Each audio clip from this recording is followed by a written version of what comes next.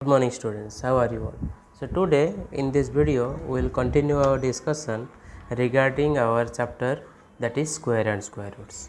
So in our last video we have discussed about how to find the square root of a number by prime factorization method. तो हम लोग last class में क्या discuss किए थे? हम लोग ये डिस्कस किए थे कि प्राइम फैक्टराइजेशन मेथड से कैसे हम लोग एक नंबर का स्क्वायर रूट निकालेंगे. So today we will continue our discussion regarding that topic only. हम लोग उसी टॉपिक के बारे में डिस्कस करेंगे. तो यहाँ पे देखिए, मैं यहाँ पे हेडिंग लिखा हूँ, find the square root by prime factorisation method. Prime factorisation method से हम लोग स्क्वायर रूट कैसे निकालेंगे. सो लास्ट क्लास में हम लोग डिस्कस किए थे कि मान लीजिए आपका कोई एक क्वेश्चन है, तो मान लीजिए 91 नंबर है, तो उसके साथ कितना मल्टीप्लाई करने से वो एक परफेक्ट स्क्वायर नंबर होगा. तो हम लोग क्या करते थे, उसका एलसीएम निकालते थे. ठीक है, एलसीएम निकालने के बाद क्या करते थे हम लोग एलसीएम निकालने के बाद, तो यहाँ आएगा 5. तो उसका देखते थे कि 90 is equals to 2 multiplied by 3 into 3 into 5. तो यहाँ पे देखते थे कि कितने नंबर पेयर में है. तो यहाँ पे 3 पेयर में है, लेकिन यहाँ पे 2 और 5 पेयर में नहीं है. तो इनके साथ अगर एक 2 और एक 5 एक्स्ट्रा मल्टीप्लाई करेंगे तो 2 भी पेयर में हो जाएगा, 5 भी पेयर हो जाएगा, तो ये एक परफेक्ट स्क्वायर नंबर हो जाएगा. तो 2 इंटू 5 ज़र कितना हो रहा है, 10. तो हम लोग अगर 90 के साथ 10 मल्टीप्लाई करते हैं तो जो नंबर हमें मिलेगा that will be a perfect square number. और फिर इसका स्क्वायर रूट कितना होगा, इसका स्क्वायर रूट अगर हम लोग निकालेंगे तो यहाँ पे 2 एक पेयर हो जा रहा है, तो 2 एक बार आएगा. यहाँ पे 3 एक पेयर ऑलरेडी है, तो 3 आएगा. यहाँ पे 5 एक पेयर हो गया. So square root of 900 will be equals to 2 3 ज़र 6 इंटू 5 ज़र 30. सो दस 30 is equal to square root of 900. तो हम लोग ये सारा चीज़ लास्ट क्लास में डिस्कस किए थे.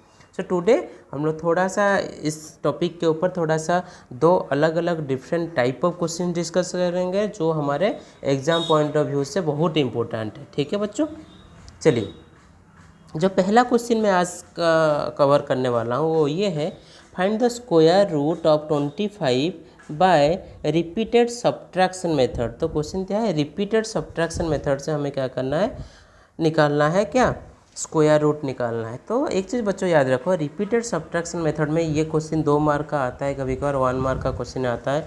तो ध्यान रखो, कुछ नहीं करना है. तो मैं यहाँ पे जैसे लिखा हूँ यहाँ से आपको सेल्फ अंडरस्टूड हो जा रहा होगा, आप समझ सकते हैं. तो फर्स्ट स्टेप में हम लोग क्या किए हैं, देखो यहाँ पे 1 को सब्ट्रैक्ट किए हैं, फिर 3 को सब्ट्रैक्ट किए हैं, फिर 5 को किए हैं, फिर 7 को किए हैं, फिर 9 को किए. सो 25 माइनस 1 कितना, 24. नेक्स्ट स्टेप में 24 से कितना next odd number that is 3 subtract किए 21. फिर नेक्स्ट 21 से 5 सब्ट्रैक्ट किए, फिर 7 सब्ट्रैक्ट किए, फिर 9 सब्ट्रैक्ट. तो ये प्रोसेस ऐसे ही चलते चलेगा, कहाँ तक, जहाँ तक मुझे यहाँ पे जीरो नहीं मिलता है. जिस स्टेप में मुझे जीरो मिल गया तो वहीं पे मेरा वो प्रोसेस ख़त्म हो जाएगा. फिर मैं काउंट करूँगा कितना स्टेप में मुझे मिला, 1 2 3 4 5. सो root over of 25 is equals to 5. So that is because in repeated subtraction method the total number of steps are counted. ठीक है, मैं यहाँ पे आप लोग के लिए लिख लिया, जितना स्टेप्स होगा उतना. तो मैं अगर आप लोग को ऐसे नॉर्मली एक क्वेश्चन पूछूँ कि what will be the square root of 64 का स्क्वायर रूट कितना होगा, तो आप लोग बोलेंगे सर 64 का स्क्वायर रूट होगा 8. तो ये तो नॉर्मल आप लोग जानते हैं. अगर आप रिपीटेड सब्ट्रैक्शन मेथड से करेंगे तो कैसे करेंगे, 64 minus 1 63, second step 63 minus 3 that is equal to 60 minus 5 answer will be 55. So one, ऐसे कितना स्टेप जाएगा, 8 स्टेप्स में ये आपको कितना मिलेगा, यू विल गेट 0, आपको 0 मिलेगा. तो 8 स्टेप में मिल रहा है, इसीलिए square root of 64 is equal to 8. So this one is by repeated subtraction method. ठीक है बच्चों, चलिए आगे बढ़ते हैं. सो जो सेकेंड टाइप ऑफ क्वेश्चंस मैं आपके लिए लिया हूँ, this one is very very very important. मैं भी आई लिख रहा हूँ, ठीक है, क्योंकि ये question exam point of view से देखेंगे तो each and every year this question is coming in your exams. आप कोई भी एग्जाम, आपका पीरियोडिक टेस्ट हो, आपका टर्म टेस्ट हो, ठीक है, सेशन एंडिंग एग्जाम हो, किसी में भी आता है ये सारा चीज़ क्वेश्चन. इस टाइप का क्वेश्चन ग्रुप में एक एग्जाम्पल दिया है और उसमें एक्सरसाइज में 2 क्वेश्चन दिया है. So this question which I have taken, this one is your exercise 6.3 question number 10.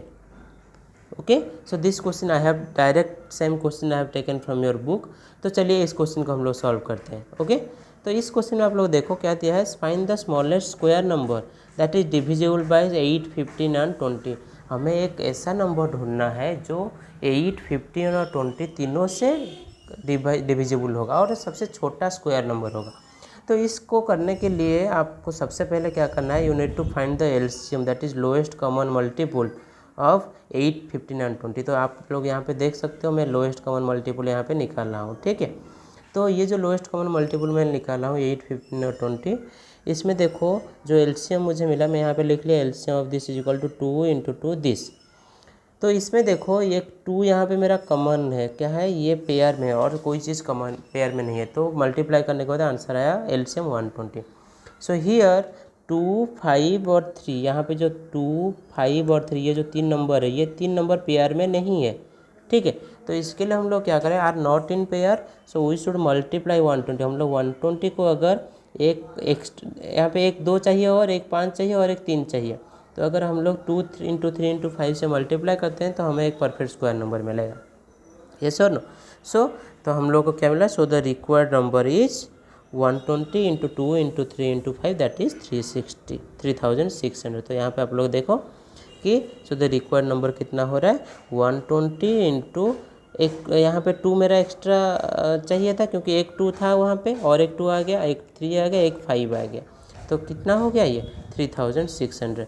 अब अगर मैं 3600 का क्या करूँगा, प्राइम फैक्टराइजेशन लिखूँगा तो मैं लिखूँगा 2 into 2, okay, into 3 into 3 into 5 into 5 और एक आएगा 2 और एक 2। तो यहाँ पे पेयर कर लो सारा चीज़ को, कितना आ रहा है आंसर देखो, यहाँ पे 2, यहाँ पे 3, यहाँ पे 5, यहाँ पे 2, कितना आ रहा है 5 3 जार 15, 15 2 जार 30, 30 इंटू 2 जार 60। तो आप देखो square root of 3600 is equal to 60, ये हम लोग का जो हम लोग निकाले यहाँ से, ठीक है। सो बच्चों ये जो टाइप का क्वेश्चन हम लोग डिस्कस किए, ये एग्जाम पॉइंट ऑफ व्यू के लिए this questions are very important. आप ये क्वेश्चन को सॉल्व करो, on the basis of this you will be able to solve your exercise, okay, you will be able to solve your exercise 6.3। आप लोग 6.3 का अपना एक्सरसाइज सॉल्व कर सकते हैं। अगर आपका कोई भी क्वेश्चन डाउट होगा तो आप मुझे पर्सनली व्हाट्सअप कर सकते हैं या कॉल कर सकते हैं। Thank you students, have a great day.